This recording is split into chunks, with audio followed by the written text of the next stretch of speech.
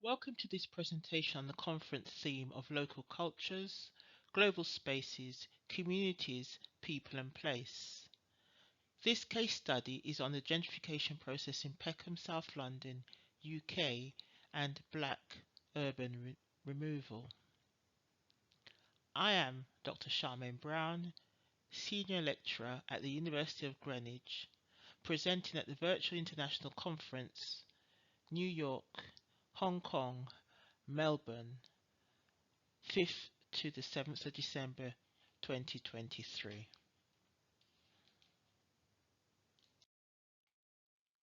Whilst the research doesn't align with the convention of academic research and its rigid structure, it acknowledges the importance of addressing all areas listed on this page in an organic way and follows the direction of the research participants and their rich histories.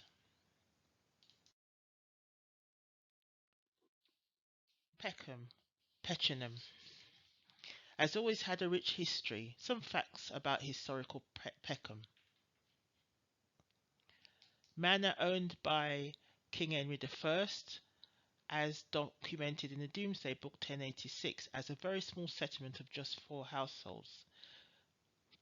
At that time it was situated in Surrey County and administered by a Camberwell Parish Vestry. More recently, Peckham has been highlighted in Ray Allen Miller's film Rye Lane. The Guardian newspaper describes the film as a vibrant South London rom-com. The research is underpinned by the impact of regeneration and gentrification on the Windrush generation who lived in Peckham from the 1960s to the 1990s. Windrush generation is a term used to describe the Caribbean immigrants who arrived in the United Kingdom between 1948 and 1971. Regeneration is a broad term that in the urban context covers large-scale works intended to promote economic growth as well as the smaller-scale works that improve the quality of life. Urban regeneration is sometimes referred to as urban renewal. According to Talon, urban regeneration is a comprehensive integrated vision and action which leads to the resolution of urban problems and which seeks to bring about a lasting improvement in the economic, physical, social and environmental conditions of an area that has been subject to change. Peckham has had 4 distinct regeneration phases. North Peckham Estate 1994 to 2004, Bellenden Renewal Zone 1997 to 2007, Hollygrove Conservation Area 1971 to 2008, Peckham Rise Station Square 2017, which is still ongoing. Ruth Glass first introduced the concept of gentrification in the journal London Aspects of Change, published by the Centre for Urban Studies in 1964. Some of her observations included how the working class quarters of London were invaded by middle classes and were in themselves shabby, modest musing cottages, which were over a period of time gentrified. In Newcomers, the West Indians in London, Glass analyses the lives of emigrants from West Indian background, i.e. Caribbean, their London experience and the difficulties they faced, and showed that colour prejudice was far more prevalent in Britain than is generally acknowledged.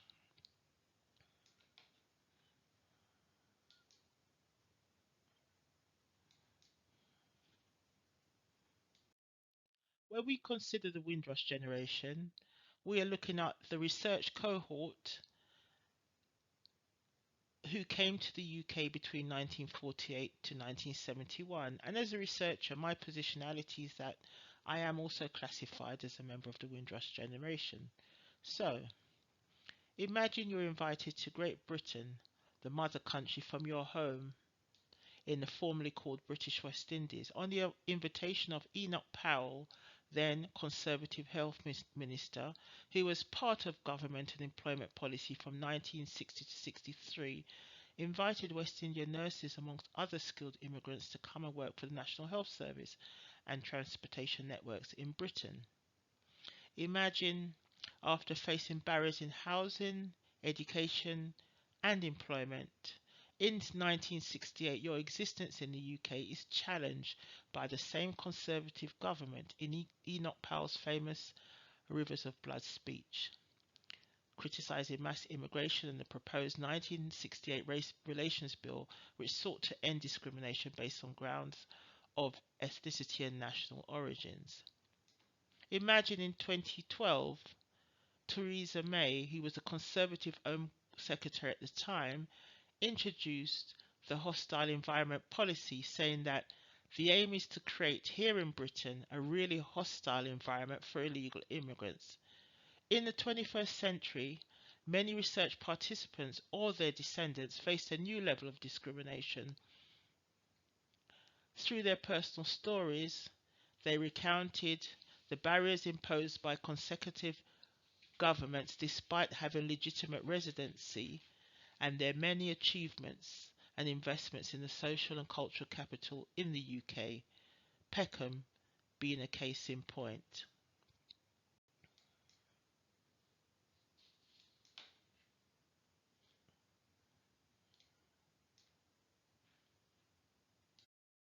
The West Indian Front Room exhibition, created by Dr. Michael Macmillan, for many research participants symbolised the resilience and achievements of their generation in the UK, where they established cottage industries such as cobblers, hat makers, nurseries, mechanics, catering, hairdressing, barbering, Saturday schools, entertainment industries, financial hubs, and centres for advice and guidance.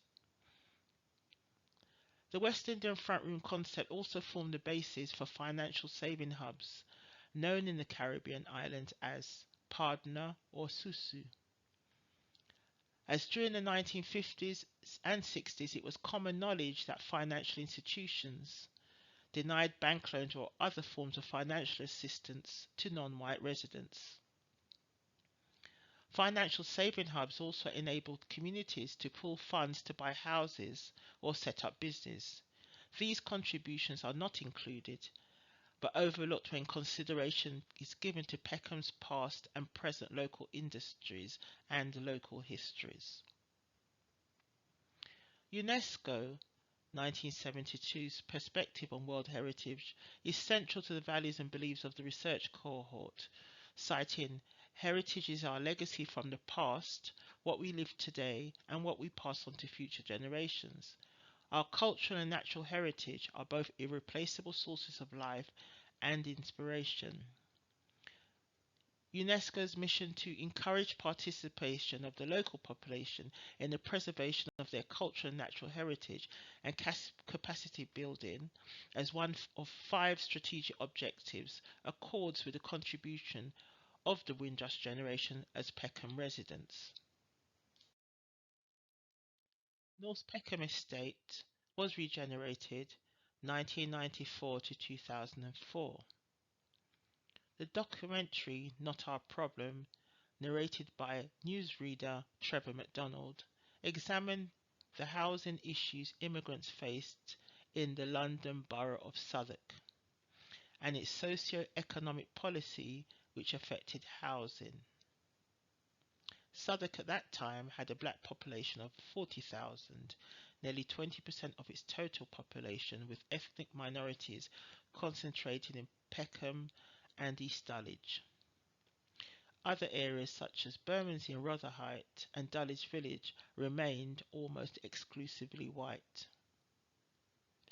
Another significant factor identified in the documentary was Southwark Council's control of nearly 70% of all properties in the borough, which put it in a unique position to influence where people lived. Nearly a third of its properties were classified as hard to let, and these are concentrated in Peckham and East Dulwich.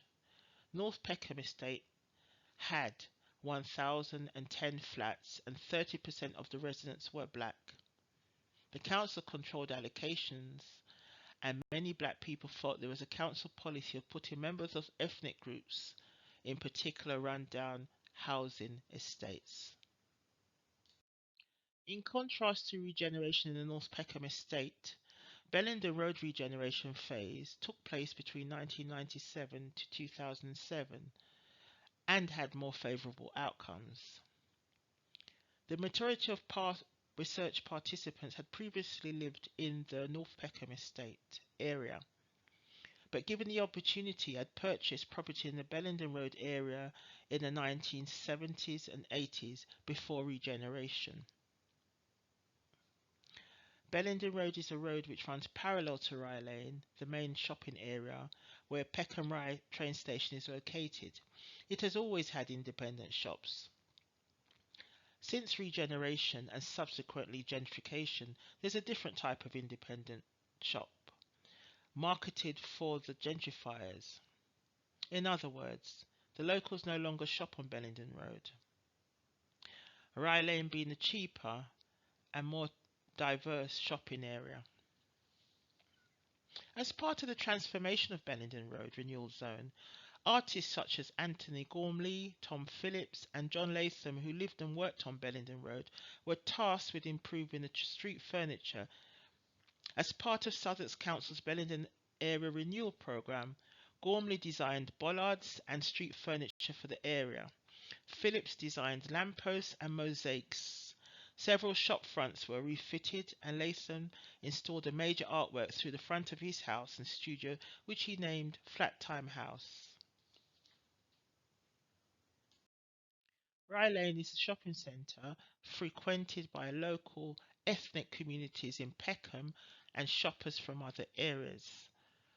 Rye Lane has not been regenerated or gentrified, but there are pockets of businesses owned by gentrifiers, and this pattern is expanding along Rye Lane and therefore attracting a different type of clientele.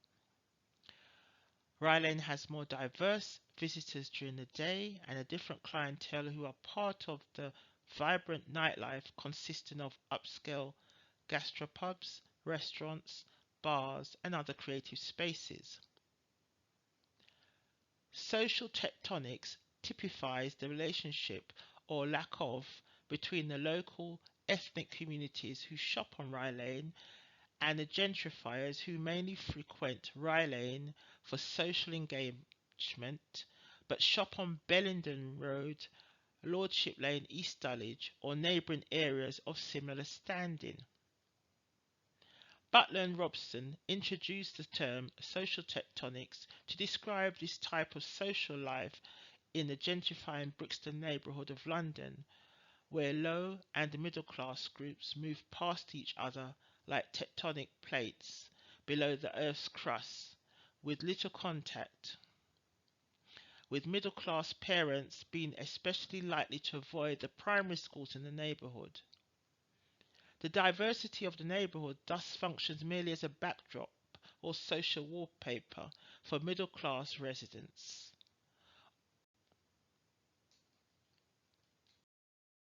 Since Bellenden Road regeneration, the rebranding of local businesses has had an impact on the shopping habits of the local community. Price increases and goods that was previously stocked for the local ethnic residents are no longer sold, as the shopkeepers appeal to a different newer market of upscale residents who have different tastes in goods and services.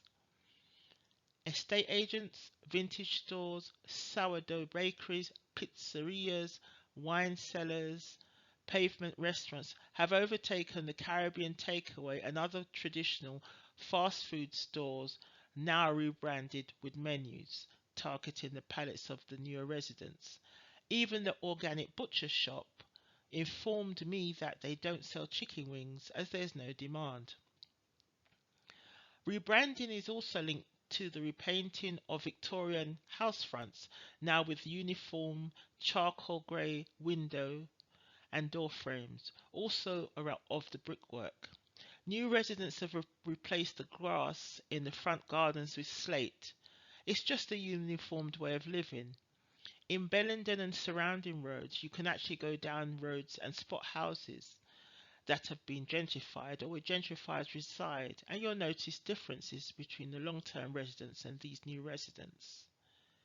It's notable here that at one stage, a high proportion of the research cohort owned and lived in properties on Bellenden Road. Peckham, like other local boroughs which have been regenerated and gentrified, openly boasts of the heritage landmarks that exist. I've just identified four on this slide: Peckham Rise Station, Blenheim Grove, Peckham Library, and the Art Deco roof in Khan's Bargain Store. Whilst these are of worth visiting for external and gentrified residents, the local community do not engage with this heritage tour. Other places of interest in Peckham are the cultural, educational and social spaces. What do these mean to the local residents? They are often not frequented by the local residents because they do not feel that they belong to these spaces.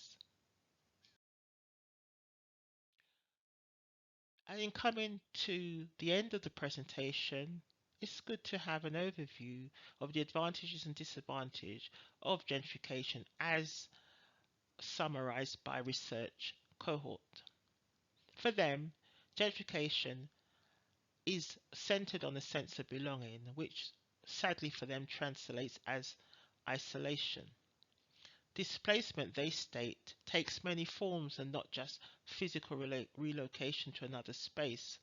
Some of the negative impacts displayed on this slide signify how the isolation of participants speaks to Spike Lee's concept of the Christopher Columbus syndrome exhibited by gentrifiers, which further exacerbates the barriers local communities feel since arriving in the UK. Social tectonics speaks to divisions between competing social and cultural groups. In other words, the local community and the gentrifiers who shop and socialise in Rye Lane and Bellenden Road respectively. Conflicts and lack of engagement between local cultures within global spaces can also be critiqued as a site of displacement, economic inequity, cultural marginalisation and social exclusion. The impact of my research on gentrification has been far-reaching.